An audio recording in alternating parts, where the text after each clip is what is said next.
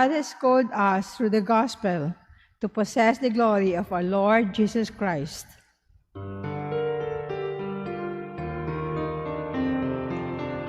Alleluia, alleluia.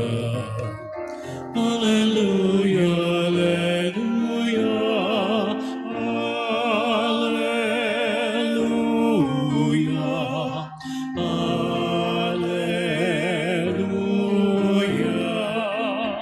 Alleluia, alleluia.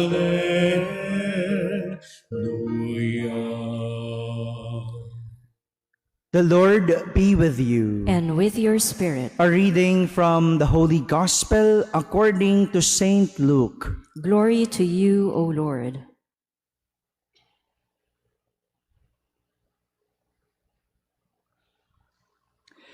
Jesus told his disciples a parable about the necessity for them to pray always without becoming weary. He said, "There was a judge in a certain town who neither feared God nor respected any human being. And a widow in that town used to come to him and say, 'Render a just decision for me against my adversary.' For a long time, the judge was unwilling, but eventually he thought, 'While it is true that I neither fear God nor respect any human being, because this widow keeps bothering me, I shall deliver a just decision to her, lest she finally come and strike me.' The Lord said, 'Pay attention to what the dishonest judge says. Will not God then secure the rights of his chosen ones who call out to him day and night?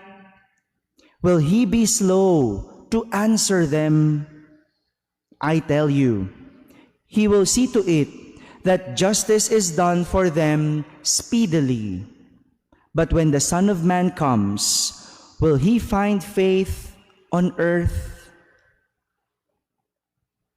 My friends, the Gospel of the Lord. Praise to you, Lord Jesus Christ. Please be seated. Good afternoon, my dear brothers and sisters. We heard Jesus in our Gospel today is teaching his disciples to pray without becoming weary. Yes, we all heard it right. His disciples are being taught to pray. We all expect that as followers of Jesus, they are already close to God. And so, praying is not an issue to them anymore.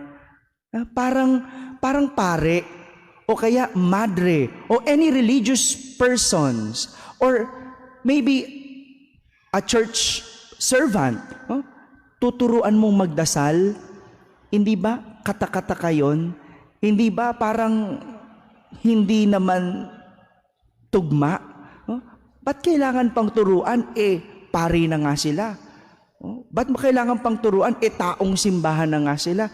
Pero Jesus, in our gospel today, the followers of him were being taught to pray.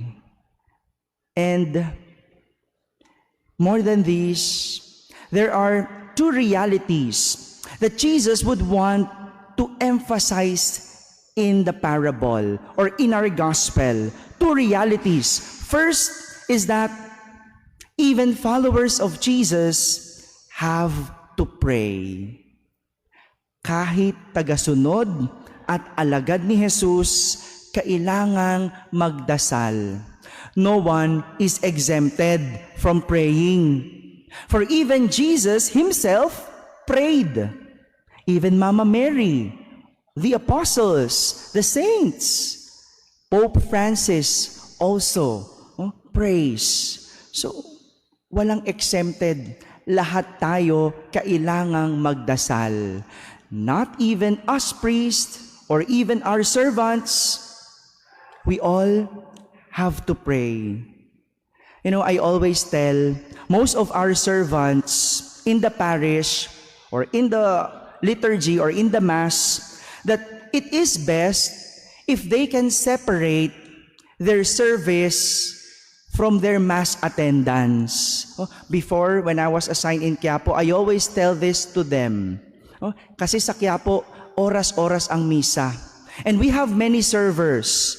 And each server does not only serve in one mass. They have to serve at least 5 masses. 5 misa. Sabi ko, at least man lang sa 5 misa na yon, isa doon, your mass attendance. You don't serve. You just pray. Marami kasi nagsuserve lang, pero hindi naman nagdadasal. And understandably, kasi when you serve, you are focused on what you will do. Kaya nga ako, minsan nagsisimba pa rin po ako. Kasi when I celebrate Mass, I'm focused with my homily. I'm focused with with what I will do in the Mass so that you people can pray. But on my behalf, I still need to pray. No one is exempted. This only shows that not even those who are at the altar are not exempted from praying. We all have to pray. That's the first reality that Jesus wants to tell us, that even His followers have to pray. And the second is, it is weary to pray. Nakakapagod magdasal. And that's true. Because we exert effort in praying. We make time and we spend time. That's why it is tiring to pray. Totoo naman, di ba? We go to Quiapo, you go here, you travel. No, yung mag-travel pa lang, ang hirap na mag-commute, nakakapagod. No? But more than the physical tiredness that we feel in praying, hindi naman yun yung ating madalas iniinda eh. Hindi yung pagod na pumunta ng simbahan. Hindi yung pagod na dumayo pa ng Manawag o Baklaran. Hindi naman yun eh. Kasi kung dinidinig ng Diyos ang dasal natin, kahit malayo, pupuntahan natin. Isn't it? Kailan tayo napapagod magdasal? Kapag pakiramdam natin, hindi tayo pinakikinggan. Kapag pakiramdam natin, walang nangyayari sa dasal natin. That's when we feel tired. Punta punta ng Quiapo. Dumadayo pa ako sa Manawag. Naglalahad pa ako ng paluhod sa Baklaran. Wala namang nangyayari, Lord. Isn't it? Diba? Pero kung binibigay ng Diyos, yung dasal mo agad, kahit malayo, pupuntahan mo. These are the two realities that Jesus wants to point out in telling the parable about a totally corrupt judge who fears neither God nor human being, and about a widow who probably the most powerless, the most pitiful, and less pitied of people in the society of that time. Ipinapakita dito na dahil sa pangungulit, pagdulog ng balo sa kanyang kahilingan sa isang kurakot na hukom, siya ay napagbigyan. Kapag alam mo ang kurakot, ay kapag alam mong ang hukom ay kurakot, para pagbigyan ka, anong gagawin mo? Para madali, suhulan mo. Kasi kurakot eh. You know that he loves money. Pero the widow, yung balo, barely has nothing. Wala ngang pera, walang asawa, walang kabuhayan, walang maibibigay. Kaya ang ginawa niya, nangulit, kinulit, paulit-ulit, at dinulog ang kanyang hiling doon sa hukom. This is the invitation for us. Be like the widow. Kapag ikaw ay walang-wala na, at ang tanging magagawa mo ay magdasal. Pray. Yung iba, pag walang-wala na, sa patalim pa kumakapit, imbes na sa Diyos dumapit.